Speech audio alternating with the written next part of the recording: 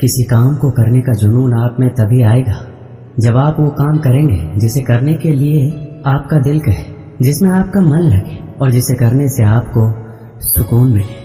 अगर आप वह काम नहीं कर रहे हैं जिसे करने के लिए आप इस धरती पर आए हैं, तो आप एक दिन निराश होकर अपने काम से हार मान लेंगे। इसलिए आप वो काम कीजिए जिसे करना आपके जीवन का लक्ष्य है, और उसे बिना किए आपके जीवन का कोई अर्थ नहीं है।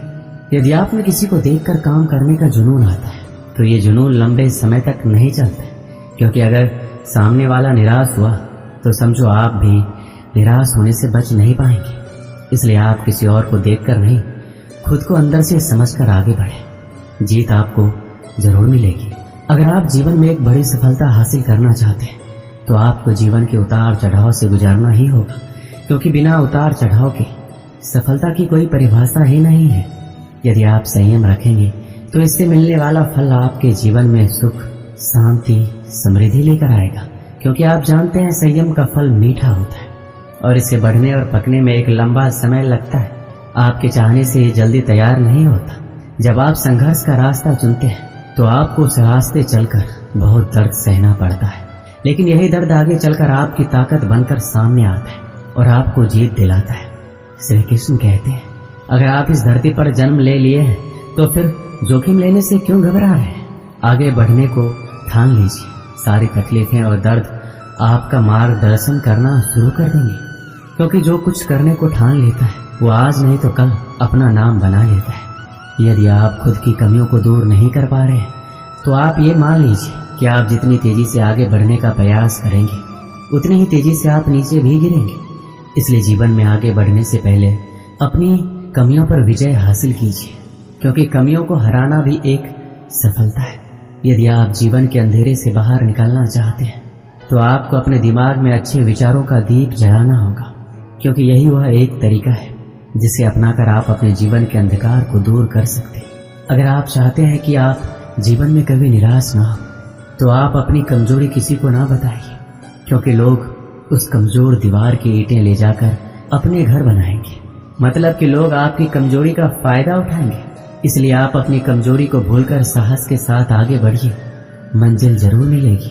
अगर आप अपने दिल और दिमाग को मैला करना चाहते हैं, तो आप अपने दिल और दिमाग की बुरी यादें और बुरे विचारों से भर लीजिए। लेकिन हाँ, मैं आपसे ये कहना चाहूँगा कि बुरी यादें और बुरे विचारों को दिल और दिमाग में बिठाना आसान है, लेकिन इन्हें दोबारा बाहर फेंकना आसान नहीं होता। इसलिए आप सोच समझकर निर्णय लीजिए, ताकि आपका भविष्य सुरक्षित रहे। यदि आप सोचते हैं कि आप मेहनत बहुत करते हैं पर आप कहीं पहुंच नहीं पा रहे, तो आप सिर्फ एक गलती कर रहे हैं। आप मेहनत बहुत करते हैं पर अपने मन में हार जाने का डर बिठा रखे हैं, और ये डर आपको जकड़ रखा है। मेरी मानिए तो मेहनत आप कर रहे हैं, उसे पूरी लगन और ईमानदारी से करते रहिए। आप अपने आप पर विश्वास रखिए और हार के बारे में ना सोचकर सिर्फ जीतने के बारे में सोचिए। जिंदगी में आने वाली समस्याओं को हार कर पीछे हटना आपके लिए बहुत आसान है, पर शायद आप ये नहीं जानते कि आप जिन समस्याओं से हार कर पीछे हट रहे हैं, वो समस्याएं नहीं, ऊपर वाले का परीक्षा है। अगर आप इस परीक्षा में पास हो जाते हैं, तो आपका जीवन सुख, शांति और समृद्धि से भर जाएगा। कुछ लोग सपने देखकर सो जाते हैं, कुछ लोग जागते हुए देखते हैं। जो सोकर सपना देखा उसे आज तक कुछ नहीं मिला, पर जो जागते हुए सपना देखा और अपने सपने को सच करने में पूरी रात लगा दी, किस्मत ने उसकी पूरी जिंदगी बदल दी। खुद पर भरोसा रख। जो आदमी पूरी लगन और मेहनत से काम किया, वही देर सवेर इस दुनिया में अपना नाम किया। अगर आप भी नाम कमाना चाहते हैं, तो आप भी आज से दौड़ लगाना शुरू कर दीजिए। मतलब खुद पर भरोसा रखना है, पूरी लगन और मेहनत के साथ अपने काम को अंजाम दीजिए। किसी महान लक्ष्य को हासिल करने के लिए संघर्ष के रास्ते पर आपको अकेले चलना पड़ता है। जब आप लक्ष्य हासिल कर लेते हैं, तो लोग आपका अनुसरण करना शुरू कर देते हैं, लोग आपके पीछे चलना शुरू कर देते हैं। किस्मत का दूसरा नाम लगन है।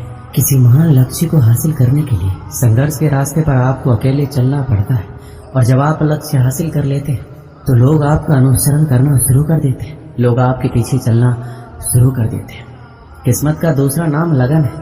अगर आप अपने काम को पूरी लगन और मेहनत से करते हैं, तो आपको कामयाब होने से कोई नहीं रोक सकता। यदि आप में मेहनत करने का लगन नहीं है, तो आपको कदम कदम पर रुकावट नजर आएगी।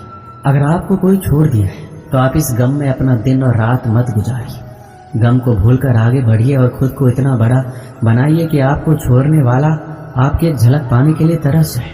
अगर आप बिना कोई प्रयास किए ये सोचते हैं कि आपका वक्त आज नहीं तो कल बदल जाएगा, तो आप ये लिख लीजिए कि आप मरने के आखिरी पड़ाव पर आएंगे, फिर भी आपका समय नहीं बदलेगा। समय सिर्फ उनका बदलता है जो सिर्फ मेहनत करने पर विश्वास रखते हैं। ईश्वर ने आपको अंदर से लेकर बाहर तक कुछ इस तरह से बनाया है कि अगर आप खुद का सही तरीके से इस्तेमाल करना शुरू कर दें तो आप वह बन सकते हैं जो आप बनना चाहते हैं, और वो हासिल कर सकते हैं जो आप करना चाहते हैं। जब आप जिम्मेदारियों के बोझ को अपना कर्तव्य समझकर खुशी खुशी उठाते हैं और जिम्मेदारियां आपको कुशल और ताकतवर बनाती हैं, और अगर इन्हें आप मजबूरी में नाखुश होकर उठाते हैं तो आप इन जिम्मेदारियों के बोझ में दबकर खत्म हो जाते हैं। श्री कृष्ण कहते हैं, आपका मन जितना तेज दौड़ेगा आपके सफल होने की गति उतनी ही धीमी हो जाएगी। इसलिए आप अपने मन को नियंत्रित कीजिए और अपने दिमाग को दौड़ाइए। यदि आप जिंदगी में अकेले रह गए हैं तो इस बात का अफसोस मत कीजिए कि आप अकेले हैं, बल्कि इस बात पर खुशी मनाइए कि अब आपका बुरा वक्त आपके काम को मिलेगा। बल्कि इस बात का खुशी मनाइए कि अब आपका पूरा वक्त आपके काम को मिलेगा। और याद रखिएगा कि काम से बड़ा कोई अपना नहीं है, काम से बड़ा कोई दोस्त नहीं है। हार को हार की तरह मत देखिए, इसे एक और सीखने के मौके की तरह देखिए, क्योंकि हर हार में सीखने की अपार संभावना होती है। और जब आपको कई बार हार के बाद सफलता मिलती है तो पहली बार में ही मिलने वाली सफलता से कई गुना ज्यादा शानदार होती है। अगर आप सोचते हैं आपको सफलता आसानी से मिल जाएगी तो आप गलत हैं, क्योंकि सफलता स्मार्ट तरीके से की गई मेहनत और धैर्य रखने से मिलती है। अगर आप इन सब के लिए तैयार हैं तो आप सफल होने के लिए भी तैयार हैं। यदि आप रात दिन सफल होने के लिए जूझ रहे हैं तो आपके रास्ते में आने वाली बड़ी से बड़ी समस्या आपको रोक नहीं पाएगी।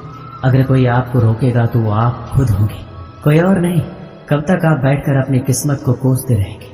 कभी न कभी आपको पूरे जोश के साथ उठना होगा, पूरी लगन और मेहनत के साथ काम करके अपनी किस्मत को बदलना होगा। अगर आपका ध्यान आपके लक्ष्य पर नहीं है तो आप इस बात पर ध्यान दीजिए कि आपका ध्यान किस तरफ है, क्योंकि जिस तरफ आपका पूरा ध्यान होगा वही आपके जीवन में घटित होगा और वही आप हासिल भी करेंगे। मधुबन गांव में सुमन नाम की एक लड़की रहती थी जिसकी उम्र मात्र 12 साल की थी। वह कभी स्कूल नहीं गई, फिर भी वह कुछ ऐसा करने का सपना देखती थी जिससे वह पूरी दुनिया में मशहूर हो जाए। सुमन के गांव वाले हमेशा उसे पगली कहते थे, क्योंकि वह कभी स्कूल नहीं गई, फिर भी वह जिंदगी में कुछ बड़ा करने का सपना देखती थी। गांव वाले सुमन के पिताजी पर इस बात को लेकर दबाव बनाते थे कि सुमन पढ़ी लिखी नहीं है, इसलिए जल्द से जल्द इसकी शादी कर दो, वरना आगे चलकर बहुत मुश्किल होगी। सुमन के पिता गांव वालों की बात से पूरी तरह सहमत थे, पर सुमन सहमत नहीं थी। उसे तो शादी नहीं बल्कि पूरी दुनिया में नाम कमाना था, कुछ ऐसा करना था जिससे उस पर लोगों को बेटी होने पर गर्व हो। सुमन के लिए ये सब कुछ करना आसान नहीं था। गांव वाले इस बात से बेखबर थे कि वाकई सुमन करना क्या चाहती है। वह किसी को इस बारे में नहीं बताई थी कि वह एक अच्छा चित्रकार है। उसे बचपन से चित्र बनाना बहुत अच्छा लगता था। शायद यही वजह थी कि उसका मन पढ़ने में नहीं लगता था और इस वजह से वह कभी स्कूल भी नहीं गई। उसके पिताजी को चित्र बनाना अच्छा नहीं लगता था। उन्होंने कई बार सुमन के बनाए गए चित्र को आग के हवाले कर दिया था, फिर भी सुमन हार नहीं मानी। वह चित्रकारी करती गई और करती गई। जब सुमन नहीं मानी तो उसके पिताजी ने उसे उसके हाल पर छोड़ दिया। एक दिन सुमन अपने कमरे में चित्र बनाने में इतनी खोई हुई थी कि उसके पिताजी उसके पास आकर खड़े हो गए। उसे बिल्कुल एहसास नहीं हुआ। सुमन के पिताजी ने कहा, सुमन तुम नहीं मानोगी, ये बेवकूफ़ी वाला काम तुम्हारे किसी काम का नहीं आने वाला है। सुमन दुखी मन से बोली, पापा आप हमेशा मुझे नीचा क्यों गिराना चाहते हैं? मैं जिंदगी में कुछ करना चाहती हूँ, आप मुझे बार बार क्यों रोकते हैं?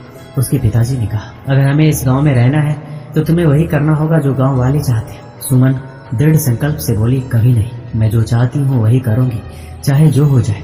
मुझे हराना किसी के लिए इतना आसान नहीं है। सुमन के पापा ने कहा, तुम ये नहीं चाहती ना कि मैं तुम्हारे सारे सपनों को जलाकर राख दूं? सुमन ने कहा, पापा इंसान में इतनी ताकत कहाँ कि भगवान के दिए हुए हुनर को जलाकर राख कर दे। आपने मेरे बनाए गए चित्रों को जलाया है, मेरे हुनर को नहीं। गांव वाले ठीक कहते हैं, तुम्हारी लड़की पागल हो गई है। सुमन के पिताजी ने सख्त लहजे में कहा, इसे इलाज की जरूरत है। सुमन बोली, पापा आपको पता होना चाहिए कि दुनिया में जो भी बड़े काम किए हैं पागलों ने ही किए और करते रहेंगे। मैं भी उन्हीं पागलों में से एक हूँ। मुझे लगता है तुम्हें समझाना बेकार है। सुमन के पिताजी ने कहा और तनकते हुए कमरे से बाहर चले गए। सुमन गाँव वालों को सफल होकर दिखाना चाहती थी।